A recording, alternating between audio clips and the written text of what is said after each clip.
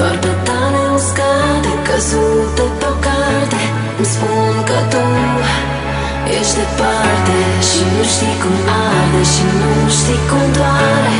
Tu nu ești. Unde ești oare?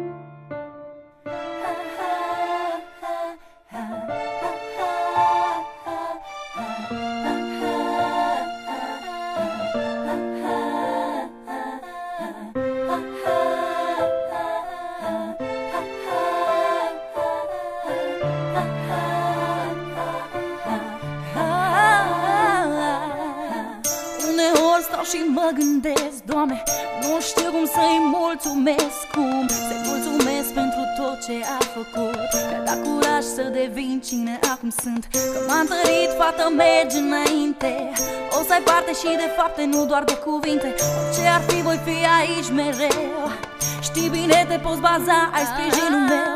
Mi-ai dat, Doamne, tot ce mai frumos nu se putea. Mi-ai dat speranța să o trăiesc și o trăiesc prin ea. Mi-a fost alături zile bune și nopți grele, când plângeam din despărțiri sau bârfelele. De mici copii a mereu mă apăra. Acum că-i mare e ca și mama mea.